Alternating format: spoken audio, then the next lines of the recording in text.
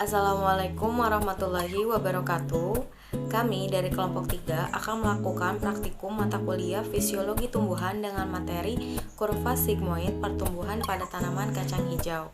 Kami beranggotakan 5 orang, yaitu saya Vera Handayani dan keempat rekan teman saya, yaitu ada Farah Hernining Tias, Rida Ismayanti, Paramita, dan Fatih Firda. Tujuan dari praktikum ini yaitu untuk meneliti bentuk kurva pertumbuhan pada tanaman kacang hijau. Pertumbuhan tanaman dapat diartikan sebagai bertambah besarnya ukuran tanaman yang diikuti dengan peningkatan bobot keringnya. Nah, tumbuh merupakan ciri yang dimiliki makhluk hidup dan merupakan suatu proses yang kompleks yang melibatkan banyak faktor dari luar lingkungan. Nah, ke dalam proses pertumbuhan itu termasuk asimilasi, pembentukan protoplasma baru, peningkatan dalam ukuran dan berat tumbuhan, baik keseluruhan tumbuhan maupun sebagian dari organ atau jaringan. Nah, pertumbuhan tanaman mula-mula lambat, kemudian berangsur-angsur menjadi lebih cepat sampai tercapai suatu titik maksimum. Nah, akhirnya laju pertumbuhan ini menurun. Nah, apabila digambarkan dalam grafik dalam waktu tertentu akan terbentuk kurva sigmoid yang berbentuk S.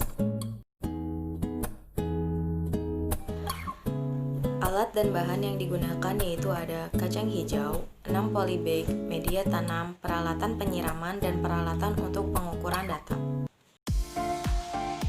Pertama yaitu siapkan 6 polybag kacang hijau yang telah direndam selama 1 jam dan juga ada media tanam.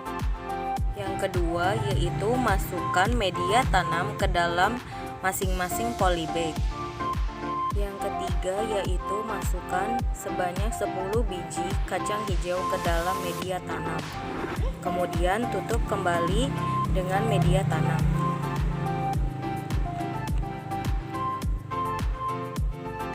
Kemudian lakukan kembali, masukkan 10 biji tanaman kacang hijau ke dalam polybag yang lain, lalu kemudian ditutup. Lakukan sampai sebanyak 6 polybag. Hasil praktikum yang kelompok kami lakukan disajikan pada grafik kurva sigmoid sebagai berikut. Yang pertama yaitu untuk panjang rata-rata batang. Nah, bisa dilihat bahwa grafik mengalami peningkatan dari hari ke hari dan tidak mengalami penurunan. Panjang rata-rata grafik yang paling tinggi yaitu pada hari ke-24, panjangnya sekitar 81,3 cm. Dan untuk grafik kurva sigmoid yang kedua yaitu jumlah daun. Nah, di sini sama seperti yang pertama, grafiknya meningkat dan tidak mengalami penurunan. Untuk jumlah daun paling banyak sejumlah 15 daun di hari ke-24. Setelah dilakukan pengamatan tersebut, didapatkan hasil kurva yang tidak terbentuknya huruf S, yang berarti bahwa pengamatan ini tidak sesuai dengan teori yang menyatakan bahwa pertumbuhan tanaman jika dibuat kurva akan terbentuk huruf S. Hal ini mungkin disebabkan karena pada pengamatan terakhir daun belum mencapai ukuran tetap atau belum mengalami fase penuaan. Walaupun laju pertumbuhan tanaman meningkat sehingga kurvanya tidak menunjukkan kurva berbentuk S, tumbuhan dalam pertumbuhan mengalami 3 fase pertumbuhan, yaitu fase logaritmik, yang kedua ada fase linier, dan yang ketiga ada fase penuaan. Proses pertumbuhan ini dipengaruhi beberapa faktor, ada faktor internal dan faktor eksternal. Faktor internalnya yaitu gen dan hormon pertumbuhan, dan faktor eksternalnya itu cahaya, nutrisi, air, dan kelembaban.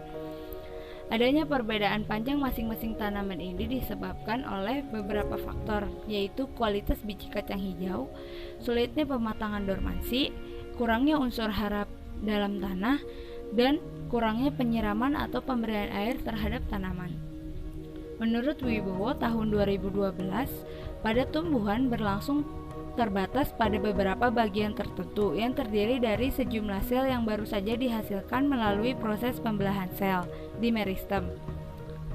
Pertumbuhan menurut batasan di atas yaitu pertumbuhan ukuran mudah dirancukan dengan pembelahan sel di meristem. Pembelahan itu sendiri tidak menyebabkan pertumbuhan.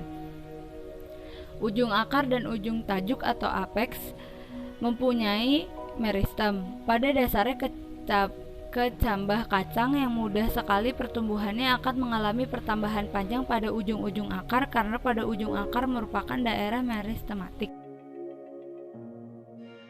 Berdasarkan hasil pengamatan, dapat disimpulkan bahwa kurva yang kami dapat tidak berbentuk huruf S, melainkan berbentuk naik atau meningkat. Hal ini tidak sesuai dengan teori yang menyatakan bahwa pertumbuhan tanaman jika digambarkan kurva akan berbentuk huruf S.